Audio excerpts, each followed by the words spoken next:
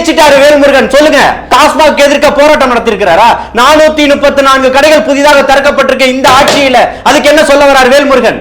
எத்தனை பேர் தாலி எடுத்திருக்கிறான், அதுக்கு என்ன சொல்ல வரார் வேல்முருகன்?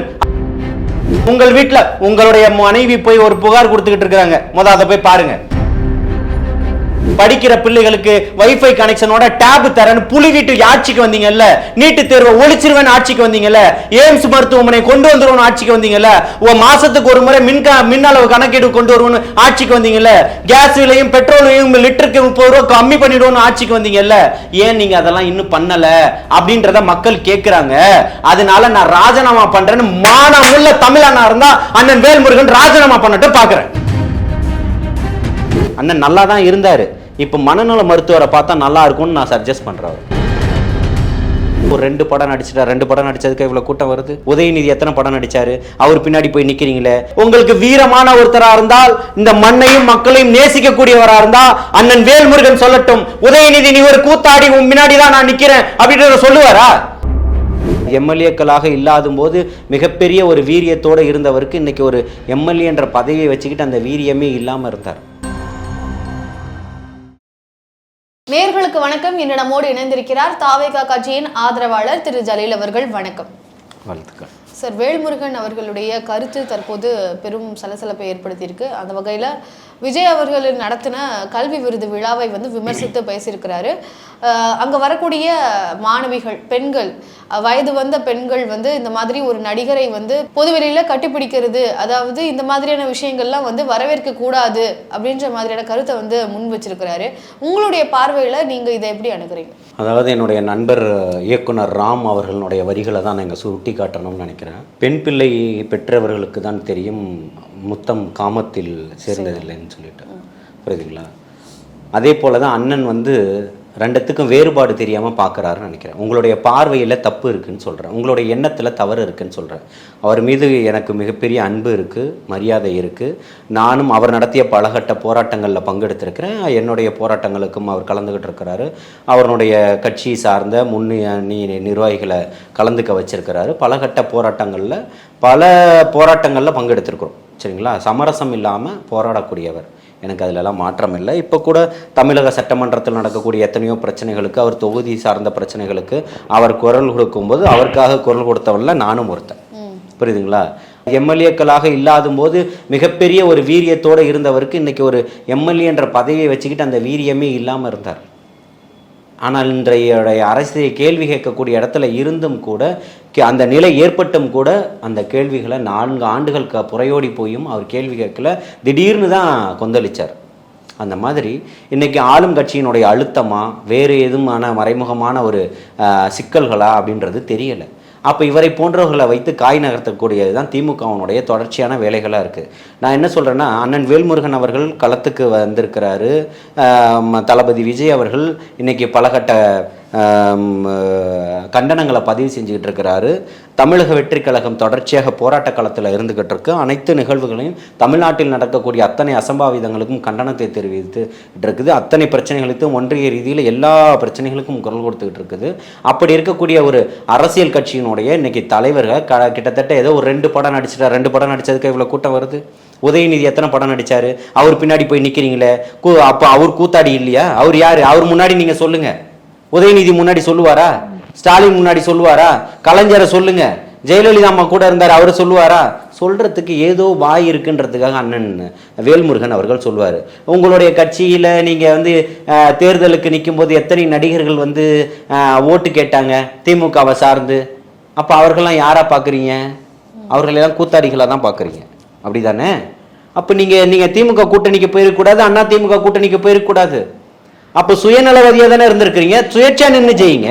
நடிகைகளாக தலைவர்கள் இருந்தாங்க, இப்ப திரைப்பட துறையில இருந்தாங்க அப்படின்னு சொல்லி ஜெயலலிதா அவர்கள் எல்லாத்தையுமே குறிப்பிட்டீங்க. ஆனா அவங்க எல்லாருமே ஒரு லிமிட்ல தான் வரக்கூடிய, அவங்களுடைய அன்பாக வரக்கூடிய மக்களை கூட ஒரு லிமிட்ல தான் வச்சிருந்தாங்க. இப்போ ஜெயலலிதா அவர்களா இருக்கட்டும், இல்லைன்னா கலைஞர் அவர்களா இருக்கட்டும், இந்த மாதிரி பெண்கள் அன்பாக வந்தாலுமே ஒரு தலைவரை பொதுவெளியில இந்த மாதிரியான ஒரு நிகழ்வு நடக்கக்கூடாது. ஏன்னா அது பண்பாட்டு ரீதியான ஒரு பிரச்சனைகளை விளைவிக்கும்னு சொல்லி திமுக தரப்புல இருந்து சில பேர் வந்து குறிப்பிடுறாங்க. அது எப்படி அது நடக்க கூடாதுன்றதெல்லாம் எதுவுமே கிடையாது. அது பண்பாட்டு ரீதியில சிக்கலை ஏற்படுத்தும்னு சொல்றது எப்படி பாக்குறீங்க? அததான் சொல்றேன், உங்களுக்குள்ள புரிதல் இல்லைன்னு சொல்றேன். பெண்ணியம் பேசுறவங்கள உட்கார வைப்போம், அம்பேத்கர் பொது உடைமை பேசக்கூடியவர்களை உட்கார வைப்போம், பெரியாரியம் பேசக்கூடியவர்களை உள்ள உட்கார வைப்போம், பெண்ணிய சுதந்திரத்தை பேசக்கூடியவர்களை உள்ள உட்கார வைப்போம், மாதர் சங்கத்தில் உள்ளவர்களை உட்கார வைப்போம், ஜனநாயகத்தை பேசக்கூடியவர்களை உட்கார வைப்போம். சரிங்களா? அண்ணன் வேல்முருகனும் உட்காரட்டும், பதில் சொல்லட்டும் அவர்களுக்கு. எனக்கு சொல்ல வேண்டாம், அவர்களுக்கு சொல்லுங்க பார்ப்போம். இதை எல்லாருமே ஒத்துக்கிறீங்களா? ஏன் சார் விஜய் அவர்களின் மேல இந்த மாதிரியான ஒரு கருத்தை முன்வைக்கணும்னு நினைக்கிறீங்க? பயத்தை தவிர வேற என்ன இருக்கு? இல்ல அவர் மேல வந்து ஒரு தவறான என்ன கருத்து? தவறான கருத்து என்ன? ஒண்ணு சொல்லுங்க பாப்போம். ஒண்ணு சொல்லுங்க. உங்களுக்கு இதை தாண்டி வேற சொல்றதுக்கு எந்த தகுதியுமே கிடையாது, எந்த திராணியுமே இல்லையே. நீங்க போய் அங்க சொல்லுங்க. உங்களுக்கு உண்மையிலேயே உங்களுக்கு வீரமான ஒருத்தரா இருந்தால், இந்த மண்ணையும் மக்களையும் நேசிக்கக்கூடியவரா இருந்தா அண்ணன் வேல்முருகன் சொல்லட்டும். உதயநிதி நீ ஒரு கூத்தாடி உங்க பின்னாடிதான் நான் நிக்கிறேன் அப்படின்றத சொல்லுவாரா? ஜெயலலிதா ஒரு கூத்தாடி உங்க பின்னாடிதான் நான் நின்றத சொல்லுவாரா? சுயநலவாதியா இருக்கிறீங்களானே. சரி, இப்ப பெற்றோர்கள் வந்து ஒரு 12ஆம் வகுப்பு 10ஆம் வகுப்பு படித்த மாணவிகள் அப்படின்னு வரும்போது அந்த பிள்ளைகளுக்கு வந்து பெரிய அளவுல வந்து விழிப்புணர்வுலாம் இருக்காது. அந்த இடத்துல பொதுவெளியில அவங்க ஒரு தந்தைக்கும் மகளுக்குமான உறவை நீங்க எவ்வளவு கொச்சைப்படுத்தி பார்க்கக்கூடியவரா இருக்கிறீங்க. ஒரு தந்தைக்கும் மகளுக்குமான உறவு தானே. அந்த +2 உள்ள அந்த பிள்ளை படிச்சிருக்கானா அதை விட பெரிய மகன் இருக்கான் அவருக்கு, பெரிய வயசுல. அவர் ஒரு தங்கை இழந்திருக்கிறாரு, புரியுதுங்களா? அவருக்கும் பாசம் என்னன்றது தெரியும், புரியுதுங்களா? அப்போ ஒரு பிள்ளை வந்து அணைக்கும் போது அவர் தடுத்திருந்தாருன்னா எத்தனை நடிகர்கள் வந்து செல்போன்ல படம் எடுக்கும் போது செல்போனை புடிங்கி வச்சுக்கிட்டு தராம போயிருக்கிறாங்க, செல்போனை செல்ஃபி எடுக்க வரும்போதெல்லாம் தட்டி விட்டுட்டு போயிருக்கிறாங்க. அப்பெல்லாம் என்னுடைய அண்ணனா ஓடி வந்து கட்டி அணைக்கிறாங்க, முத்தம் கொடுக்கறாங்கன்றப்போ உங்களுடைய அன்பை தானே வெளிப்படுத்துறீங்க. இப்போ விஜய் அவர்கள் நடிகரா அரசியல்வாதியா? அரசியல் கட்சியினுடைய பிரதான கட்சியினுடைய தலைவரா தமிழ்நாட்டில் மிகப்பெரிய ஒரு முகமாக பாக்குறீங்க. இப்ப சார் நீங்க நடிகரை தான் வந்து உதாரணத்துக்கு வந்து சுட்டி காட்டுறீங்க. அப்படி இருக்கும்பொழுது விஜய் அவர்கள் ஒரு அரசியல்வாதியாக இருக்கிறாரு. அரசியல் தளத்துல இதெல்லாம் ஆதரிக்க கூடாதுன்னு சொல்றாங்களே. ஏன் ஆதரிக்க கூடாது? என்ன பிரச்சனை அதை சொல்லுங்க. உங்க பிரச்சனை தீர்த்தறேன். கலாச்சார சீர்கேடு. என்ன கலாச்சார சீர்கேடு? இந்த திமுக ஆட்சியில அங்கங்க குடியும் அதுவும் மதுவும் ஆறா ஓடிக்கிட்டு இருக்கு. விபச்சாரம் இன்னைக்கு கரையோடு புரண்டு ஓடிக்கிட்டு இருக்குது. என்னத்தை கிழிச்சிட்டாரு வேல்முருகன் சொல்லுங்க. டாஸ்மாக் எதிர்க்க போராட்டம் நடத்திருக்கிறாரா? 434 கடைகள் புதிதாக திறக்கப்பட்டிருக்க இந்த ஆட்சியில அதுக்கு என்ன சொல்ல வரார் வேல்முருகன்? எத்தனை பேர் தாலி எடுத்திருக்கிறான், அதுக்கு என்ன சொல்ல வரார் வேல்முருகன்? அத சொல்லுங்க. இத நார்மலைஸ் பண்ணி அப்படியே யார் அந்த சாருக்கு பதில் சொல்றதுக்கு தயாரா இருக்கிறாரா? அண்ணாமலை ஒரு பட்டியலை வெளியிட்டார்ல, ஒரு சிடிஆரை வெளியிட்டார்ல, அதுக்கு என்ன சொல்றாரு அண்ணன் வேல்முருகன்? அதுதான் சார். ஆனா இந்த கல்வி விழாவுல அந்த நிகழ்வை வந்து ஆதரிக்க கூடாது, இதை வர என்கரேஜ் பண்ண கூடாதுன்னு சொல்றாரு. கல்வி விருது ஒண்ணு நடத்தி இருக்கிறார்ல, அதே மாதிரி ஒரு விருதை நடத்த சொல்லுங்க. புரியுதுங்களா? வெக்கங்கட்ட வெண்ணைகள்லாம் கூட இருக்கிறாங்கல்ல, அந்த கூவைகள் எல்லாம் வச்சு நீங்க வந்து இந்த மாதிரி பிள்ளைகளை என்கரேஜ் பண்ணுங்க. படிக்கிற பிள்ளைகளுக்கு வைஃபை கனெக்ஷனோட டேப் தரேன்னு புலிகிட்டு ஆட்சிக்கு வந்தீங்கல்ல, நீட்டு தேர்வை ஒழிச்சிருவேன் ஆட்சிக்கு வந்தீங்கல்ல, எய்ம்ஸ் மருத்துவமனை கொண்டு வந்துருவோம் ஆட்சிக்கு வந்தீங்கல்ல, மாசத்துக்கு ஒரு முறை மின் அளவு கணக்கீடு கொண்டு வருவோம் ஆட்சிக்கு வந்தீங்கல்ல, கேஸ் பெட்ரோலையும் லிட்டருக்கு 30 ரூபாய் கம்மி பண்ணிடுவோம் ஆட்சிக்கு வந்தீங்கல்ல. ஏன் நீங்க அதெல்லாம் இன்னும் பண்ணல அப்படின்றத மக்கள் கேட்கிறாங்க. அதனால நான் ராஜினாமா பண்றேன்னு மானமுள்ள தமிழனா இருந்தா அண்ணன் வேல்முருகன் ராஜினாமா பண்ணட்டும் பாக்குறேன். இப்போ இந்த விஜய் இதெல்லாம் கேட்கறதுக்கு துப்பு இல்ல உங்களுக்கு.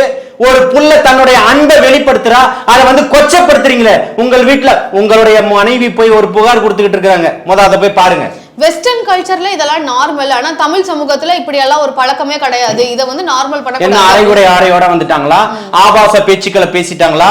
கண் கவரும் மனசை கொள்ளையடிக்க கூடிய இடத்துல உள்ள அந்த ஒரு இடத்துல சஞ்சல பார்வையை கொண்டு வரக்கூடிய அளவுல மிகப்பெரிய ஒரு நடன நிகழ்ச்சி நடந்துருச்சா? காலையில இருந்து மனுஷன் சாயந்தரம் நைட்டு வரைக்கும் நின்று அத்தனை பிள்ளைகளுக்கும் சால்வை போட்டு அத்தனை பிள்ளைகளுக்கும் அவார்டு கொடுத்து அத்தனை பிள்ளைகளுக்கும் பண முடிப்பு கொடுத்து அனுப்புறாரு. இதை கொச்சப்படுத்துறீங்களே. நீங்க சட்டமன்றத்துல 3 முறை எம்எல்ஏக்களா தொடர்ந்து இருக்கீங்களே, உங்களுக்கு மனசாட்சி இல்லையான்னு கேட்கிற அண்ணன் வேல்முருகன் அவர்களே, இதுக்கு பதில் சொல்லுங்க. உங்களோட நின்று தோளோட நின்று பல போராட்டங்கள்ல பங்கெடுத்த ஜலீல் கேட்கிற போராட்டத்துக்கு பதில் சொல்லுங்கன்னு சொல்றேன். ஆனா இந்த நிகழ்வை பொறுத்த வரைக்கும் அந்த நிகழ்ச்சியில வந்து அரசியல் களத்துல எப்படி இருக்கணும், இல்ல அரசியலை வந்து இல்ல ஒரு கொள்கை ரீதியாக வந்து மாணவர்களுக்கு வந்து கற்றுக் கொடுத்திருக்குமே தவிர இந்த மாதிரியான ஒரு பிள்ளைய கூட்டிட்டு வந்து கட்டாயப்படுத்தி இந்த பிள்ளைக்கு போன உடனே எல்லாரும் சொல்லுவாங்களா கால்ல எத்தனை ஆக்சன் பார்த்திருக்கீங்க? வெளிநாட்டுக்கு போயிட்டு வந்தார்ல முதல்வர், டெல்லிக்கு போயிட்டு வந்தார்ல நிதி ஆயோக் கூட்டத்துக்கு, அந்த கேள்வி இந்த கேள்வி பின்னாடி பாத்தீங்களா, அந்த கேள்வி நீ கேளு சொன்னாங்கல்ல. அந்த மாதிரி எந்த ஜாடையும் இங்க காட்டுறதுக்கெல்லாம் ஆள் இல்லை, புரியுதுங்களா? போன உடனே முன்னாடி ஸ்கிரிப்ட் போடுறது இல்லை. இந்த தினேஷ் மாஸ்டரை வச்சு கொளத்தூர்ல டான்ஸ் நிகழ்ச்சி நடத்தினார்ல PK சேகர் பாபு, அந்த மாதிரி ஒத்திகை பார்த்து டான்ஸ் நடத்தல அங்க, புரியுதுங்களா? யார் உண்மையிலே வெற்றி பெற்ற மாணவர்களாக இருக்கிறார்களோ அவர்களுக்கு தான் பரிசு கொடுக்கப்பட்டிருக்கு. அப்படிப்பட்ட ஒரு புனிதமான நிகழ்வை கொச்சைப்படுத்தவும் கேவலப்படுத்தவும் தெரிந்திருக்க அண்ணன் வேல்முருகனுக்கு எத்தனை பிள்ளைகளுக்கு இந்த மாதிரி கொடுத்துட்டீங்க அப்படின்னு கேட்கிறோம். இந்த மாதிரி செய்யறது தவறு அப்படின்னு சொல்லி எந்த மாதிரி செஞ்சுட்டாங்க? இந்த மாதிரி பெண்கள் வந்து போய் அவரை வந்து அணைக்கிறது வந்து தவறு அப்படின்னு சொல்லி. ஒரு அண்ணனை நீங்க பாத்தீங்கன்னா அரவணைக்க மாட்டீங்களா? உங்க உறவினரை நீங்க பாத்தீங்கன்னா அரவணைப்பீங்களா மாட்டீங்களா? அதுக்கு பதில் சொல்லுங்க. நீங்க பெண் நெறியாளர் தானே, நீங்க அளவு கடந்து அன்பு வச்சிருக்கீங்க, பாசம் வச்சிருக்கீங்க.